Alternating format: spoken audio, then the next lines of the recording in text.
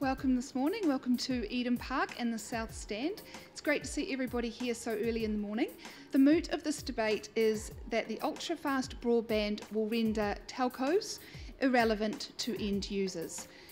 You're probably expecting some announcements from Crown Fibre Holdings, which you won't be getting from me today, but I hope you will get at least something of interest. We should be making some comments shortly, but not today, about some of the UFB partner selection, which I know people are anticipating.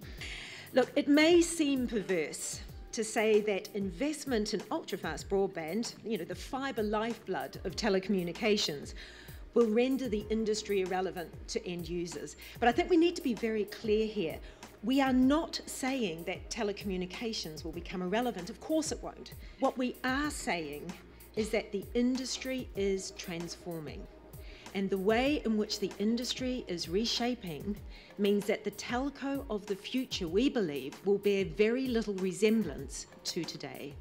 Now, I think telcos will remain relevant to the condition, only under the condition that they change and that they accept another role and they shift their mindsets, which takes some time, but I'm confident and I will tell you why.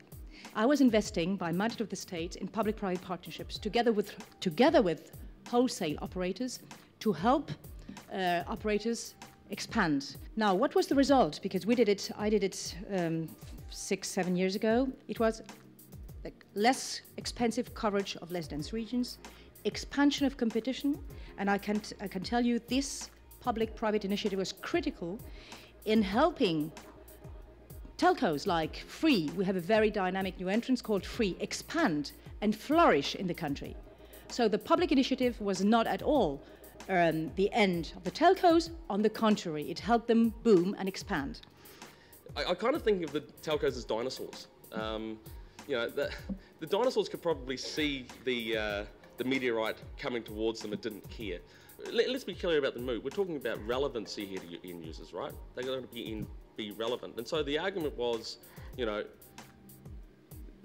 people are going to need the internet, so obviously you're still going to be relevant. Well, I think that's a little bit too simplistic when you've got a huge amount of change coming into an entire industry. Look at history. The argument was that the telcos need to change. You all hear that? Telcos need to change? History tells me that telcos aren't very good at changing. Then the other argument was, well, telcos need to learn how to share. Well, good point. I love that point. You know what? You had me at that one. Really, I was fascinated by Scott's discussion. I think really his point was that dumb telcos will become irrelevant to end users, and that the telco of tomorrow will not look like the telco of today, and I don't think anyone would disagree with that. Telcos need to continue to innovate in order to remain relevant, and that's always been the case since the advent of competition. But Scott's kind of fundamental premise, I thought, was that telcos really are not very sexy. And he and I have different goals in life. Clearly, one of his goals may be to be sexier than me, but that's okay. That's okay.